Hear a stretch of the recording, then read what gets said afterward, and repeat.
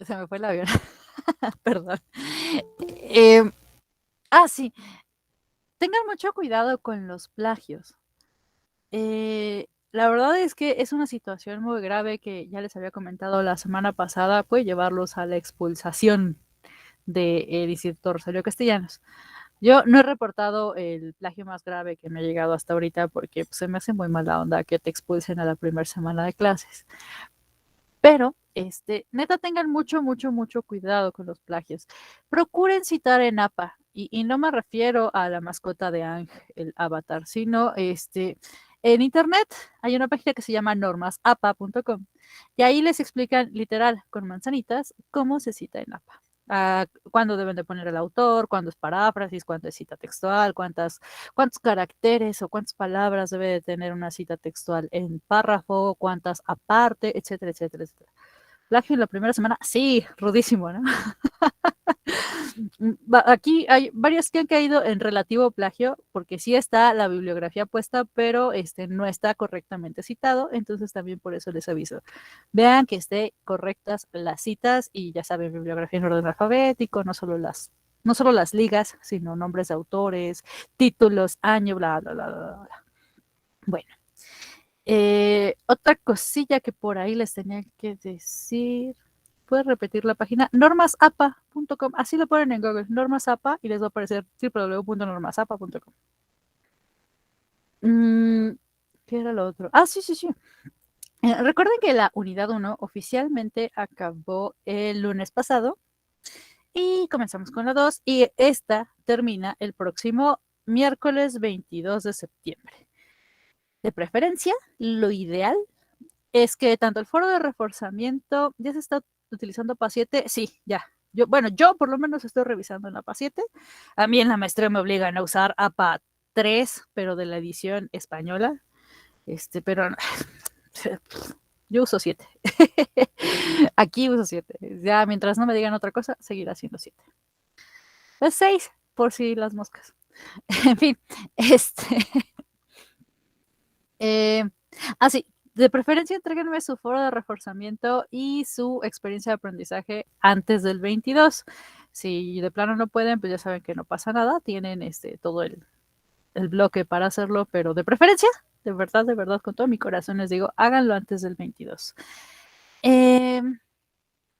Bueno, esta unidad 1 particularmente a mí se me hace muy interesante. Primero que nada, y a modo de comentario de apertura, la crítica formalista trata un tópico en su materia un poco más enfocado hacia la literatura, lo cual no está mal, pero me parece muy parcial. Me interesaría más saber qué pensamientos han arrojado a sus hermosas cabezas este tipo de corrientes de pensamiento. El formalismo es una cosa muy interesante, pero primero quiero escucharlos a ustedes. Así que, ¿quién es el valiente?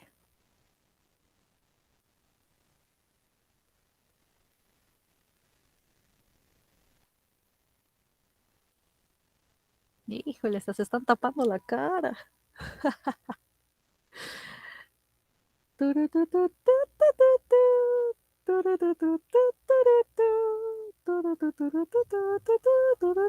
Mi canción te espera. A ver quién se anima. ¡Eso! Vamos, Jessica. Hola, buenas tardes. Bueno, sí, efectivamente se enfoca más a la literatura. Digo, yo tengo formación en letras por parte de la Facultad de Filosofía y Letras de la UNAM, entonces estoy familiarizada con la corriente formalista. De todas maneras, no es lo mismo verla ya después de haber pasado por la carrera, después de haber trabajado en otras cosas y volvérmela a encontrar. Obviamente la interpretación o los sentimientos son diferentes, ¿no? O los pensamientos que puede despertar. La realidad es que efectivamente está más enfocada a la literatura, la cuestión más de la estructura, como ya lo leímos la mayoría o ya lo vimos todos, se enfocaba más como en considerar a la obra literaria como un sistema, ¿no? Como ya lo hemos visto, pero evidentemente es una cosa totalmente parcial. O sea, finalmente es un producto hecho por una persona y las personas estamos llenas de un montón de otras cosas que no nada más son cosas orgánicas o estructurales, ¿no? Estamos llenos de sentimientos, de pensamientos, estamos influenciados por nuestro ambiente social, por nuestro momento histórico, por los prejuicios, pensamientos, ideas, conceptos y valores que traemos de familia. Entonces, evidentemente, para mí sí, como que analizar una obra literaria o de otra índole, solo desde el aspecto formal, pues le quita la parte valiosa, que es la parte humana, ¿no? Que es finalmente la que nos mueve o lo que nos provoca sensaciones o a través de la cual el autor provoca esas sensaciones y esos pensamientos. Y que finalmente son muy diferentes de cada uno de nosotros. O sea, todos podemos leer el mismo cuento. Ahorita estamos leyendo todos el mismo cuento del gato, por ejemplo, para el trabajo que hay que realizar, y evidentemente las lecturas son muy diferentes. La estructura es una, pero las interpretaciones, sensaciones, pensamientos, memorias que nos despiertan son completamente diferentes a cada uno de nosotros. Entonces concuerdo que es como una perspectiva limitadísima en cuanto a algo como el todo de la obra, ¿no? De la obra de arte literaria, la que sea. Ese sería como mi comentario en ese sentido. Muy, muy buen comentario de apertura. Muy bien, Jessica. Gracias. Tu formación en letras está súper bien. Y qué bueno que te acuerdes. Está chido. Muy bien. Es un buen comentario de apertura, muchachos. Pero también quiero ir a... eso. ¿Qué pasó?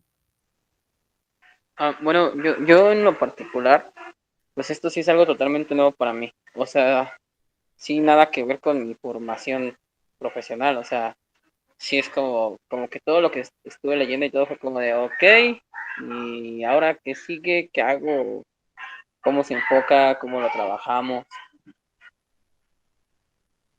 Ok, muy bien.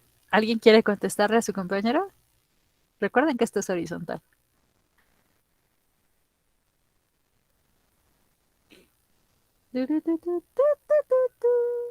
O sea, bueno, creo que lo único como que sí se me quedó, o sea, o creo que sí entendí bien de acuerdo a toda la unidad, es como hacer un tipo método científico, ¿no? O sea, es como de la narración o la literatura como arte, hacerle un método como tal, ¿no? Y pasarlo a un arte. Fue lo que creo que es más resumido, pero de ahí en fuera sí es como de, ok, pero ¿y lo demás cómo? O sea, porque sí es algo nuevo totalmente para mí. No te preocupes, mira. Am, verás, como corriente literaria, el formalismo es básicamente algo, a grosso modo, muy cuadrado. Te narra las cosas tal cual. Si se cae un lápiz, se cayó el lápiz. Los rusos son muy azotados de por sí, están medio locos. Entonces, ¿qué te digo? Eh, y te dicen las cosas directas, son muy derechos, son muy fríos. Eso se trata el formalismo. Ahora, si te vas o intentas hacerlo como corriente del pensamiento, ¿a qué te llevaría? Bueno, a gente que piensa las cosas muy literal, que no ve más allá de su nariz. Por ejemplo, si llueve, solo va a decir, está lloviendo. Pero no se pregunta el por qué, solo acepta el hecho de que llueve porque sí. Tú como persona, por ejemplo, pues al súper, supongo, a comprar, no sé, un dulce. Y vas a decir, me compro un dulce. Y ya, te vas directo. Y ya, regresas a tu casa y te vas a dormir o te comes tu dulce, etcétera. Pero la crítica que hacemos aquí, en este caso por parte de Shlovsky, cómo me cuesta trabajo ese nombre, intentan decirte que no todo es tan literal, no todo es tan cuadrado, que en algún momento, justo como estaba diciendo Jessica hace ratito, eh, somos más allá que actividades o acciones directas. Siempre va a haber algo que te va a llevar a otro lado. Tú vas y compras un dulce y de repente lo ves y, mi mamá me compraba este dulce cuando estaba más chavito.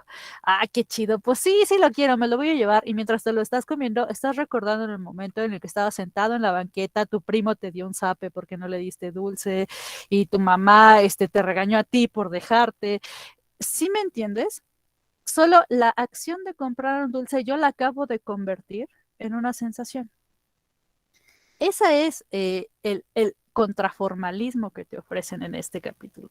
En el caso de la literatura es más fácil de aterrizar este tipo de pensamiento porque pues tienes la lectura de forma como gráfica, de forma como asentada. Si ya te aventaste el cuento del gato, me vas a entender. En el gato les describen de una forma bastante sublime, me pareció un hermoso cuento realmente, de lo que es un gato gris. Y me van a perdonar la palabra, un pinche gato gris. Así de simple. ¿Cómo? Que sí, porque yo tengo justamente yo tengo un gato gris con los ojos amarillos y obviamente al estarla leyendo y voltearla a ver así como que pues sí es una bola de pelo echada ahí que no hace absolutamente nada. O sea, lo estaba leyendo y justo estaba dormida en una silla y yo así de... O sea, sublimas un objeto X en tu vida a un punto que se vuelve una cosa totalmente etérea y maravillosa y que tiene un significado más allá de la pura apariencia del gato, ¿no? Entonces, para mí era muy gracioso estar leyendo el cuento y estar viendo una bola de pelo dormida que de sublime y etéreo no tiene absolutamente nada en la realidad. Para el formalismo es un gato y ya. Exactamente. Exactamente. Es eso. O sea, es un gato. ¿Qué pasó, Ali? Bueno, es que, bueno, yo así ya leí el cuento y leí la unidad, y así analizándolo mejor, todavía no entrego mi trabajo porque todavía le doy muchas vueltas a las cosas porque soy medio perfeccionista. Entonces, estoy así, no, a ver qué se me ocurre más, qué se me ocurre más. Entonces, a mí me gustó mucho en el cuento cómo todo empieza siendo cuadrado y termina siendo de una manera muy, muy descriptiva, muy poética, desde la manera en la que D está describiendo a su amiga cuando la ve dormida, que empieza a describir su cadera, que empieza a describir sus senos, que empieza a describir su espalda, la curva que lleva de su espalda y todo eso. Entonces él está en una monotonía completamente porque al principio pues es así y cuando ve al gato al principio pues es así, pues sí, un gato, pero después lo empieza a analizar y le causa curiosidad y lo empieza a voltear a ver y dice, mira, pues es peludito, es esponjosito, es bombachito, se le hace una curva en sus ojitos y se le ve una línea amarilla. Entonces, creo que es como un despertar, o sea, tiene que haber un despertar en la mente en cualquier aspecto, aunque sea en las nubes, aprender a ver, a analizar, a concentrar tu mente en todo lo que te rodea para poder disfrutar y para poder entender al mundo, porque si no, pues caminamos como robots de una manera muy, muy, muy plana. Y la literatura es así, no todo mundo la va a ver de manera igual. O sea, cada uno va a tener una perspectiva por su historia, por su vida, por su contexto social, y era también lo que decía en la lectura de la unidad, que todo el contexto de cada persona es lo que forma el ambiente de la literatura, y que por eso no podía ser plana. Muy bien, efectivamente.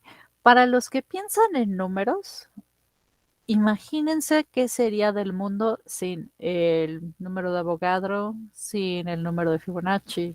Bueno, la sucesión de Fibonacci. ¿Qué sería del mundo sin la chicharronera? Vaya.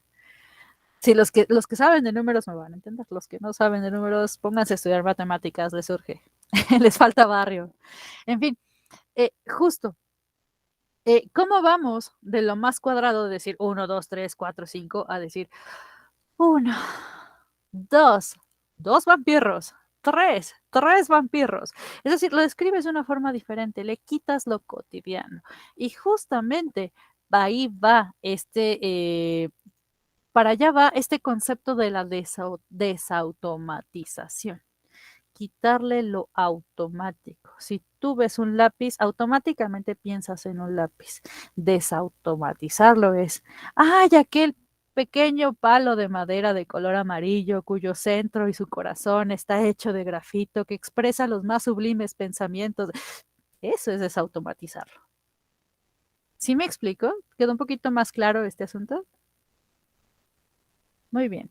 Les tengo un ejemplo bien chulo de precioso para que quede bien claro este concepto.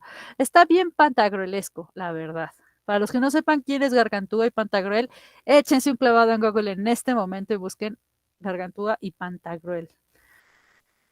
Este escrito está hecho por Leonoldo,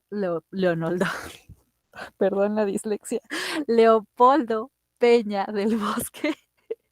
Y es una oda bastante interesante. Se le conoce como oda al pedo. Como algo tan desagradable como una flatulencia puede tener una oda. Oda a las de Beethoven, a la alegría, ¿no? Pero en este caso es una oda al pedo. Y ahí les va. Alguien me preguntaba con pertinaz ignorancia un día, ¿y qué es un pedo? ¿Y qué es un pedo? Yo, al instante presuroso, contesté muy quedo. Pues un pedo es un pedo. Es gloriosa manifestación de la democracia alcanzada por una humanidad liberada de atávicos y absurdos preceptos respecto al buen obrar del organismo. Un cuerpo de aire con corazón garboso, expresión genuina de lo que sucede dentro. Un alma en pena o chocarrería palmaria de los desatinos del ano y de la sobrada potestad de su nombradía, que incluso a veces, y en exceso de su imperio, le hace sentir premiado como si fuera un billete de lotería. ¿O acaso un desmayado suspiro como esos inesperados que acaecen en el trance de la muerte de algún agónico parto cuando el niño viene atravesado? Hasta ahí lo voy a dejar. La verdad es que está algo largo, pero pues no me voy a llevar toda la clase leyéndolo. Les voy a dejar la liga de la oda al pedo. Justo, desautomatizamos algo que es realmente grotesco para el ser humano, ¿no? Grotesco, asqueroso, póngale el adjetivo calificativo que quiera. Dice Ana María, al igual que el compañero APM, esas lecturas son nuevas para mí. Me costó algo de trabajo entender la desautomatización y singularización, sin embargo, cuando logré comprenderla me emocioné. Esa es la actitud. Muy bien. Efectivamente, ya cuando comprendes que la desautomatización y la singularización que van en el mismo tenor es enaltecer, embellecer, engargolar, enarbolar las cosas, como justo estoy haciendo en este momento, entiendes el mundo de una forma un poco diferente. Ahora, el reto aquí es, y lo que me interesa mucho a lo que ustedes lleguen, es el cómo creen que este tipo de pensamiento revolucionó al ser humano. Tienen por ahí, si no recuerdo mal, en su lección, el contexto histórico de cuándo ocurrió esto, que fue a inicios del siglo XX. Entonces, ¿qué fue lo que pasó en general con el ser humano después de descubrir esta maravilla? ¿Ustedes tienen idea?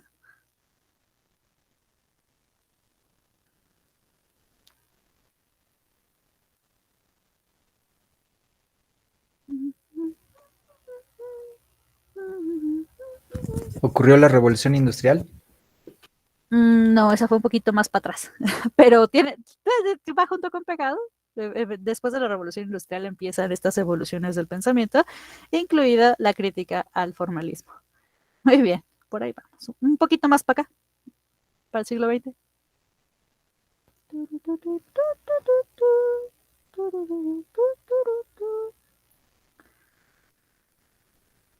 ¿No dan? ¿Conocen lo que son los ismos? Fue el nacimiento de todas las corrientes artísticas del siglo XX, sobre todo una muy particular que fue el dadaísmo. Eso. Que los poemas dadaístas, de hecho, hablan mucho sobre la desautomatización del lenguaje, pero se llama dadaísmo justamente porque imitan los sonidos de los bebés, que es data. Si ustedes buscan poemas dadaístas, hay una desconstrucción del lenguaje a niveles así cañones que te abren, te explota la cabeza porque ves los poemas, las palabras están acomodadas de maneras diferentes, ni siquiera son las palabras completas, a veces experimentaban haciendo papelitos con palabras y los aventaban y donde caían, eso era un poema dadaísta, ¿no? Viene la corriente del impresionismo y por eso dice la maestra que son todos los ismos, el hecho de desautomatizar el mundo provoca toda esta explosión de corrientes artísticas que conocemos, ¿no? Actualmente, que se desarrollaron en el siglo pasado. Muy bien, efectivamente, todos los ismos, como lo menciona muy bien Jessica, es lo que se deriva a la crítica del formalismo. La poesía dada, justo, muy bien explicado, literalmente era literatura random, palabras random. De hecho, la escritura automática viene de ahí. quien no sepa qué es escritura automática, lo invito a practicarla. Un día ustedes, cuando no tengan nada que hacer, pónganse a escribir palabras. Así, escriban. Lo primero que se les venga a la mente, lo primero que se les ocurra, si están comiendo pan, un pan, escriban. Va a llegar en algún momento,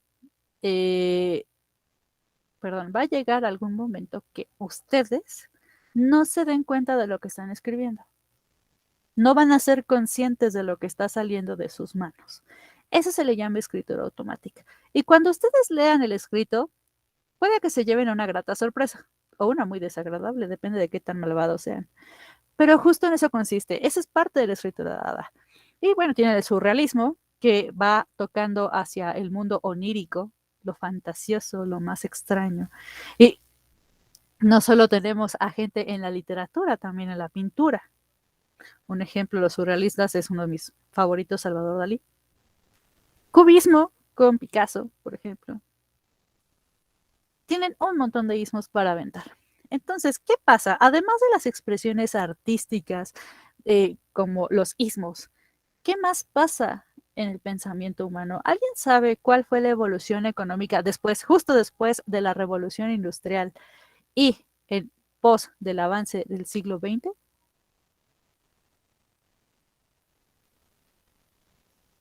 ¿Qué pasó? ¿Qué se acabó y qué empezó?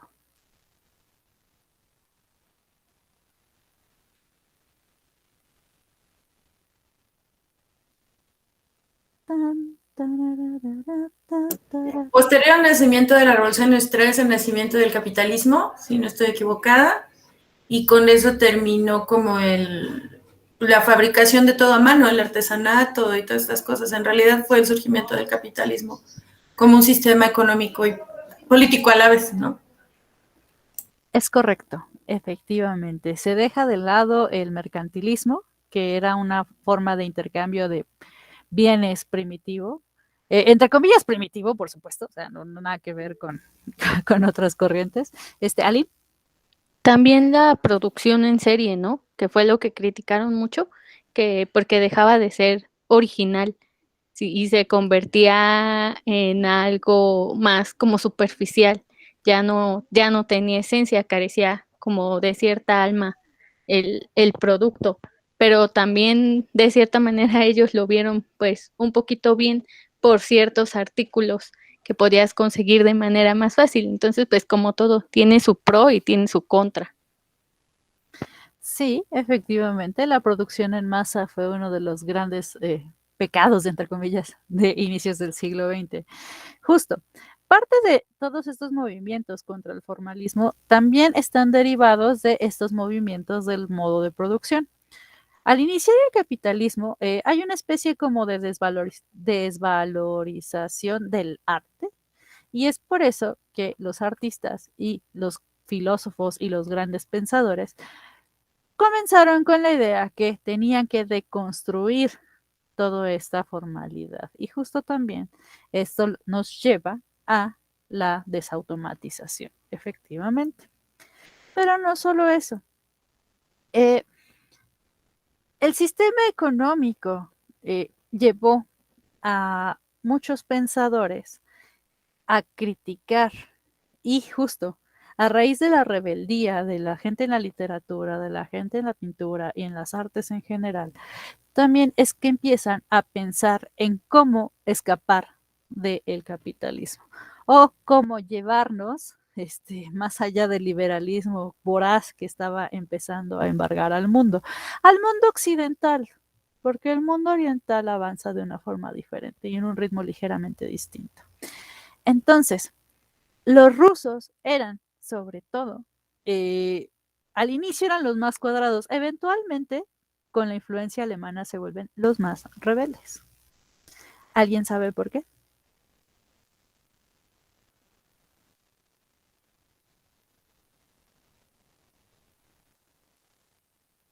Y que ojo, esto no viene tal cual en su texto, pero es una acotación que me gustaría que tuvieran en cuenta.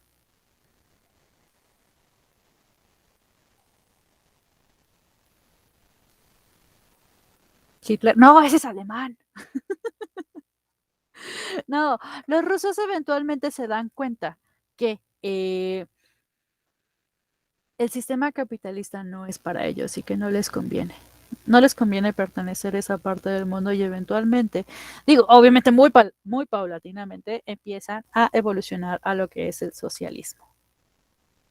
Y ahí tienen parte de la historia que creo que ya todo el mundo conoce y que no les voy a narrar porque tampoco tiene tanto que ver con esto. Bueno, sí, pero no.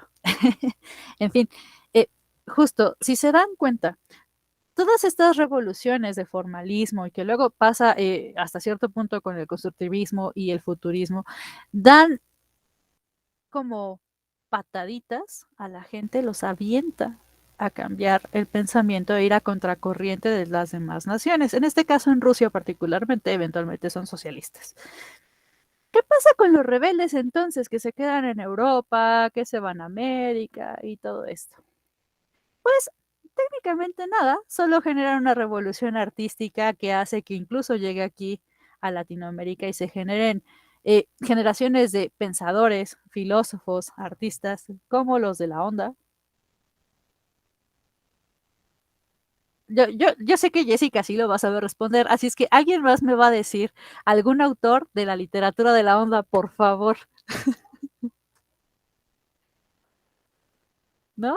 Échense un googlazo rápido. Literatura de la onda. Se van a encontrar con buenas sorpresas. Yo te podría responder si mis profesoras no la denostaran tanto. Tenía yo unas profesoras en la facultad que era casi pecado hablar de los autores de la literatura de la onda.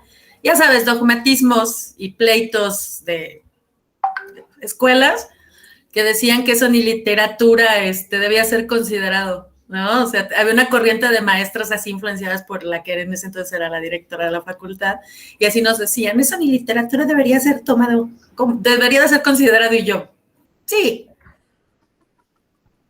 Sí, así pasa cuando el dogmatismo se apodera de la academia, dependiendo de quién esté en el poder dogmático. Exactamente. Sí, no, es una cosa bien triste. A ver, Orlando Ortiz, Luis Carrión, ahí van. Pues son los nacidos entre el 38 y el 51, así es que hay muchos nombres. Ahora, pregunta del millón de dulces. ¿Qué trata la literatura de la onda? ¿Por qué es tan irruptora en México y por qué los de la Facultad de Filosofía y Letras lo odian? En mi época la odiaban. Yo espero que quienes estén ahorita en la facultad ya hayan hecho una revalorización de esa literatura. De hecho, está haciendo una revalorización de un montón de autores que antes el canon literario los tenía súper olvidados. Y eso es fantástico. Sí, y la verdad es que la literatura de la onda nos interesa. O sea, sí es, y tiene mucho que ver ahorita con esto de la desautomatización de las cosas. ¿No? ¿Nadie sabe de qué trata el movimiento de la onda? Y no es que estén en onda, se los juro que no. No, resulta que la literatura de la onda es, fue un grupo formado por jóvenes en ese tiempo que intentaban desautomatizar la literatura tradicional en este lado. Porque Europa ya había pasado todo este desmadre, obviamente. La literatura de la onda es fundamentalmente eso, de temática urbana, y tiene como argumento las vicisitudes de jóvenes que se expresaban según un nuevo tipo de lenguaje realista. La música pop y el rock and roll, y su manejo desenfadado de la vida en esas condiciones incluía a menudo el uso de drogas. Sí. Así es, justo. La idea era hacer una especie como de movimiento contracultural de los dogmas establecidos en el país, justo en el siglo XX, mediados del siglo XX para acá. ¿Por qué les comento de la literatura de la onda? Porque a nosotros toda esta deconstrucción nos llegó tarde. Así como las películas de Duro de Matar que nos llegaron como 10 años después a los de Canal 5, más o menos así le pasó a la literatura de la onda. Todos los ismos hasta cierto punto, toda esta influencia de pensamiento a los de la literatura les llegó relativamente un poco tarde. Relativamente, porque realmente no son muchos años. Y empezaron a expresar, a escribir en contra de realidades, pero justo de una forma desautomatizada, singularizando temas como Vietnam, como la matanza de Tlatelolco, como el halconazo, como uno de los epítomes de esto es el Festival de Avándaro, donde hay una portada por ahí medio amarillista que decía que era el degenere pelos y drogas y así. Justo era como lo más rebelde, justo a eso es a lo que quiero llegar. Con todo este afán de mencionarles ejemplos y que ustedes busquen este asunto que es la literatura de la onda, busco llevarlos a, pues, con más ejemplos a lo de la desautomatización. Más allá de darles la respuesta de lo del gato, me gustaría que ustedes me expresaran, además del gato, qué otras cosas conocen, así, a bote pronto, que incluyan la desautomatización.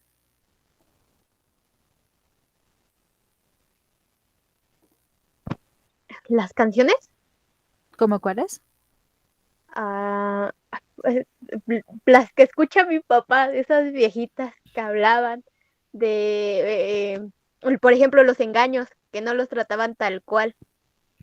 Como debut y despedida, se me viene a la mente. No lo habla tal cual del engaño en sí, pero da la intención de. Ujú. Muy bien. Sí, las canciones son una expresión también de desautomatización, singularización de ciertos detalles. Muy bien. También la pintura podría ser como, la pintura de esa época podría expresar la desautomatización. Por ejemplo, la obra La Fuente fue una pintura que también se hizo famosa porque según representaba, yo no me acuerdo. No te preocupes. Ahorita échale un googlazo y nos dices. Muy bien. Se vale usar Google, también. No crean que tenemos que aprendernos de memoria todos los temas y todas las cosas. Eso solo un loco lo haría. En fin, muy bien. Buenas aplicaciones. Y ahora, si ustedes tuvieran que crear algo, ¿qué harían de una forma sublime? Así, a bote pronto, ¿qué se les ocurre?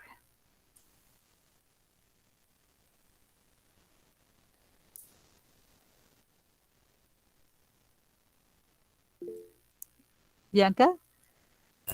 Bueno, como había comentado en el foro, yo le tengo miedo a la muerte, ¿no? Entonces, para mí es como un tema muy así, muy fuerte, muy delicado, ¿no? Entonces, creo que se podría ser un buen ejemplo para utilizar la desautomatización. O sea, tratar de darle otra perspectiva y así.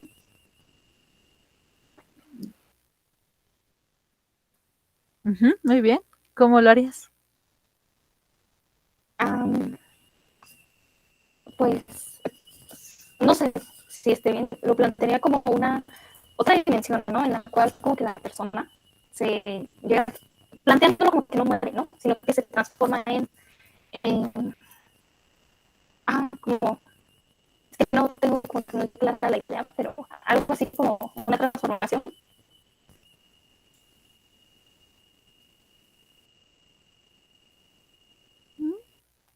Muy bien. Ahí la llevas.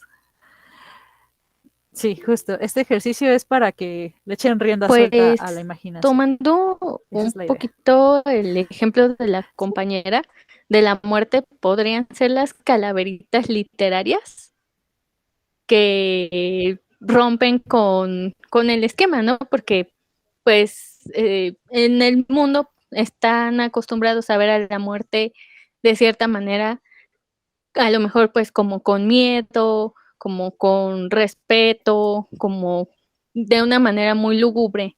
Y aquí en México pues agarramos a la muerte pues para jugar, ¿no? Para hacer burla, para hacer chistes. O como pasó el martes con el sismo, o sea, más tardaron en dar el reporte del sismo que lo que ya había memes. Entonces siento que eso también es parte de, de todo, ¿no? Que ciertos momentos como de trauma o de miedo o de no saber qué hacer, pues todo eso lo transformas en algo positivo, en algo que te pueda servir, en algo con el que tu mente deje de pensar de una manera muy lineal y llevarla a otro aspecto más creativo, más sensible a lo mejor. Muy bien. Leyendo el comentario de Ana María, las películas de Disney me parece un buen ejemplo de desautomatización. ¿Es correcto? Ejemplo de cómo. Sea un poco más concreta, Ana María. Leslie. Tu micrófono está apagado. Sí. Creo que ya, sí. Sí.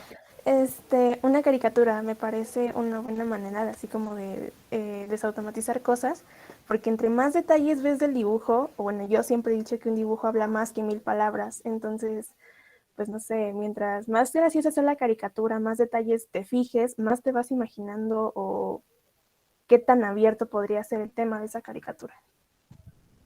Muy bien. Parte de la desautomatización aquí en México se dio de una forma también inconsciente e incluso antes de que existiera este término, como con la caricatura política, justo como dijo Leslie. La caricatura política era una forma de burla, de convertir a alguien común en algo extremadamente gracioso. Don Porfirio Díaz, Antonio López de Santana, la Catrina de Guadalupe Posada, por ejemplo. Ahora tenemos que en paz descanse Antonio Helguera, los dibujos que hacía de Fox. De hecho, hasta hay unas cervezas con ilustraciones suyas que se llaman Error de Diciembre. La cervecería es de Error de Diciembre, muy buena, por cierto.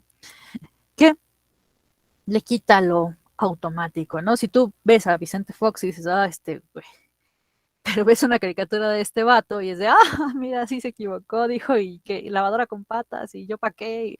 No, la lavadora es Peña Nieto, creo. Siempre se me olvida quién dijo qué. Son ridículos todos. En fin,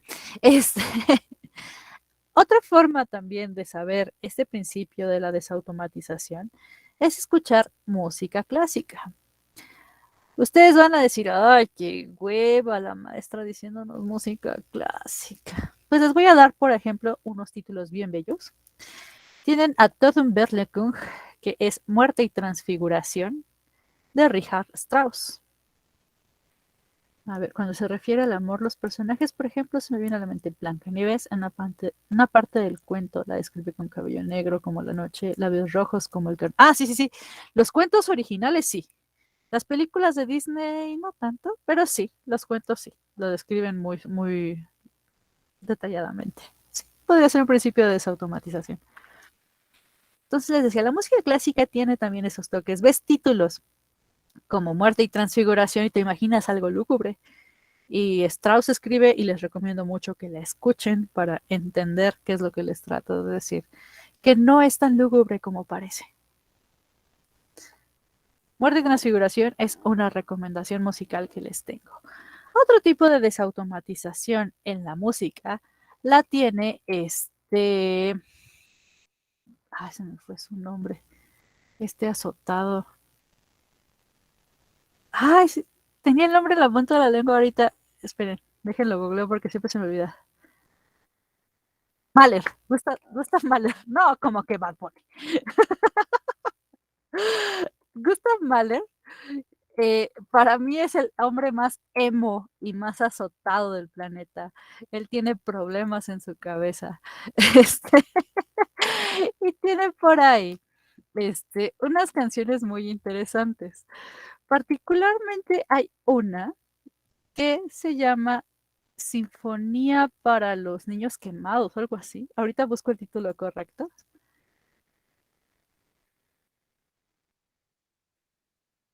Canciones a los Niños Muertos, así se llama. Resulta que compuso una sinfonía de unos 20 minutos, ese ciclo de canciones de unos 20 minutos, que le dedica a unos morrillos que fallecieron en una casa que se quemó. Por eso decía canción de los niños quemados, porque por ahí viene la historia, es canción a los niños muertos. Y pues sí están medio lúgubres, pero al final la idea es que pienses que los niños pues están en otro sitio más bonito y que no se murieron tan feo. Si nuestro humor negro tiene la suficiente cabida aquí, podríamos dedicarles al Kindertotenlieder, que así se llama la canción en alemán. Podríamos habérsela puesto a los bebés del ABC. ¿Por qué? Porque es una noticia muy triste. Y si nos vamos a lo formal, pues solo diríamos murieron niños quemados en una guardería por culpa de la corrupción. Pero si quisiéramos hacerle un homenaje, les pondríamos Kindertotenlieder. o canción para los niños muertos, canciones para los niños muertos. Bueno, quedó más clarito ¿qué pasó? Bueno, creo que ya la entendí. O sea, por ejemplo, se me vino un ejemplo a la mente. La ópera de Don Giovanni de Mozart. Creo que sí, ya la entendí, creo que es la desautomatización. Es literalmente una obra hecha a un Don Juan, porque Don Giovanni era eso, era un bárbaro, era loquillo con las mujeres, era borrachín, era un buen de cosas, pero Mozart lo llevó a un grado de decir, es chido Don Giovanni, o sea, es buena onda el bro, pero algo feo, o sea, algo que es ser mujeriego, borracho, despilfarrador de dinero, Mozart lo llevó a algo sublime. Eso es la desautomatización. Muy bien, lo logramos, eso. Exacto, es cambiarle lo común, quitarle lo simple, llevarlo a otro nivel. Muy bien, Don Giovanni es un gran ejemplo. ¿Cómo llevarte a cómo le dicen ahora a la chaviza a los que siempre andan de un lado a otro, un perro? Pues cómo andan los gigolos estos, ¿no? Tan campantes por la vida, le hicieron una ópera a un gigolo. Bueno, no es un gigolo, realmente es otra palabra la que estoy buscando, pero no la voy a decir. En fin, justo, ¿cómo llevas algo tan simple a algo tan fregón, tan bello, tan sublime, como un gato gris? Lo conviertes en una bola de pelo esponjosa y adorable que alumbra nuestros días y nuestras vidas en el cuarto a la luz del dintel de la ventana. Claro. Pero yo me veo muy exagerada, pero porque yo tengo problemas en mi cabeza. Pero les propongo algo. No de tarea obligatoria, obviamente. Yo jamás les voy a dejar tareas obligatorias más allá de las que están en plataforma, porque qué flojera. Este, pero sí les propongo que a modo de ejercicio, para que quede mucho más bonito este concepto, escriban algo o cántenle algo para ustedes, no para mí, para ustedes. Desautomatícenlo. Denle este poder mágico que tiene el pensamiento humano. Ahora, insisto, no solo en la literatura, no solo en el arte, el pensamiento humano eventualmente se desautomatiza por naturaleza. Si nosotros vemos la lluvia, no es casi antinatural que digamos, ay, está lloviendo. Generalmente es, ay, está lloviendo, me voy a mojar, la lluvia ácida, se me va a caer el pelo, o, ay, está lloviendo, me estoy mojando, me voy a enfermar, me va a dar gripa, me va a dar COVID, o, chin, la ropa se va a contaminar de lluvia ácida, se va a poner negra. ¿Sí me explico? No, nada más es, está lloviendo. Oh. Desautomatizamos todo. Sobre todo los mexicanos, que tenemos una tendencia maravillosa a convertirlo todo en un desmadre. Todo lo que se diga puede ser usado en nuestra contra. Justo pusieron el ejemplo del temblor. Efectivamente, tiembla y lo primero que decimos es, despiértame cuando pase el temblor. Pues claro. Para quien no sepa qué canción estoy cantando, se merece un zape. En fin, la desautomatización ya me quedó claro. Me podía dar con la singularización. Justo, va de la mano con la desautomatización. Yo me atrevería para fines prácticos a decir que es casi lo mismo. Ojo, no lo es, pero para fines prácticos, para fines de esta materia, singularizar las cosas es darle un toque particular a lo que es. Como la lluvia. En México decimos, ay, la ropa, y sabes que está lloviendo. Es algo muy singular, es algo muy propio de nuestro México. Si llueve no sé, en Francia, por ejemplo, que se llene el Sena. ¡Ah! ¡Sacré-Bleu! ¡Se está inundando Francia! Es porque está lloviendo. ¡Oh, por Dios! ¡La peste negra otra vez! Está lloviendo y los ríos contaminados se desbordan. Yo qué sé, no sé qué significa la lluvia para los franceses, no lo he averiguado. Si no sé, vemos nosotros como mexicanos una escalera puesta en la calle. Singularmente, para cualquier persona en el mundo normal, es una escalera puesta en la calle. Y la gente sabe que si pasa por abajo, pues si se le cae, pues ya ni modo, pero no va a pasar más ahí, más de ahí. Pero ¿qué hacemos los mexicanos? Singularmente. Ay, no, no te pases por abajo porque es de mala suerte. Y no, pues son como 7 años, ¿no? Mejor muévete para el otro lado. Esa es la singularización. Le damos una característica única a los elementos. En la literatura es muy común ver estos elementos, como lo que pasa con la literatura de la onda. O digo, vayamos con lo más purista. Octavio Paz hizo un poema, una piedra, a la piedra de sol, por supuesto, que no es cualquier cosa. Pero imagínense nada más, ¿no? Como un elemento tan singular, tan único mexicano, le das una singularidad extra. No, y ahora vaya, vámonos con las canciones. Qué lejos estoy del suelo donde he nacido, ¿no? O Piedra del Sol, también. Otra singularización a la Piedra del Sol. Desautomatización, singularización. En los barrios tradicionales chinos, la lluvia significa las lágrimas de su Dios y toda una semana llena de sabiduría. ¡Ay, necesitamos algo de eso acá! Está cool. Vean eso, ¿no? Para los japoneses, la lluvia significa que va a ser que es un día gris, un día triste, un mal día. Si alguien les dice, me siento azul, pues aquí en México vamos a decir, oye, pues, ¿qué te fumaste, no? Pero si un gringo te dice, I'm feeling blue, me siento azul, es porque está triste. Eso es la singularización. Tomas unos elementos que parecen comunes, pero que tienen un significado muy particular, ¿vale? ¿Entran los videojuegos dentro de la desautomatización? No, ¿de qué? Híjole, no estoy muy segura. Es que el lenguaje de los videojuegos es una cosa muy particular. Porque narran historia, tienen una narrativa para empezar, interactiva. Sin embargo, no creo que desautomaticen tanto. Creo que sí vas más al punto. Sobre todo, por ejemplo, los juegos de shooter. O sea, vas, disparas, matas. Y no le haces una oda, ¿no? Tal vez, no. No le haces una oda al que matas. ¿No? En Mario Bros, pues consumes hongos y matas tortugas. Tampoco desautomatiza nada, ¿no? En Zelda, por ejemplo, pues tampoco hay una poesía a Hyrule, o Hyrule, como dicen por allá. No creo que los videojuegos entren. Esos tienen su propio lenguaje y creo que es un poco más para acá, más moderno. Entonces, ya veremos qué show con los videojuegos algún día. Bueno, uy, Dios mío, en vista de la hora, preguntaré, ¿más dudas, comentarios, ganas de llorar?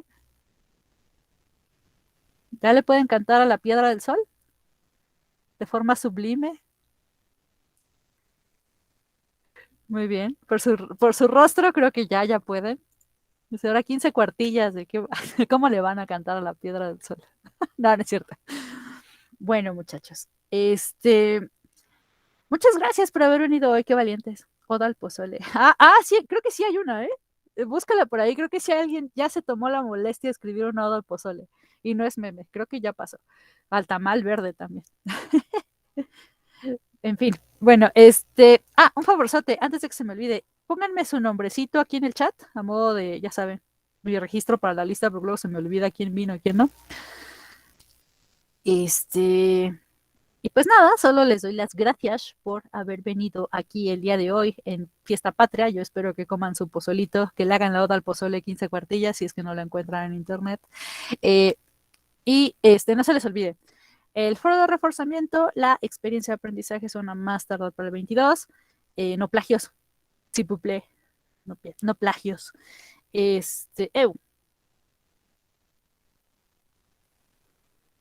Micrófono apagado. Hola.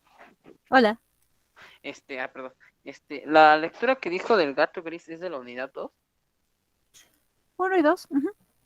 Es que todavía no empiezo la 2, por eso me quedé. Cuando empezaron a hablar eso dije, ¿qué? Eso no venía en la 1. No te preocupes. Ya lo encontrarás. Pero sí, échele ganitas.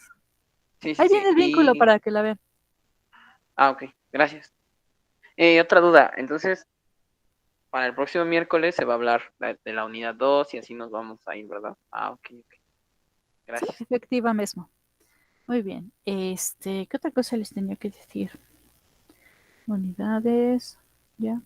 Fechas, ya. No, creo que ya ahora sí ya acabamos. Si ya escribieron su nombre, váyanse a cenar rico, abracen a sus familias, sean felices, no se emborrachen mucho, por favor. Si lo hacen, que no amanezcan crudos, que el dios del vino Baco, por favor, les ayude. Este, les ayude a no tener una cruda sublime, desautomatizada, singular. Muy bien, muchachos, sean felices. Nos vemos la próxima semana y pues misma hora, mismo canal, ya saben.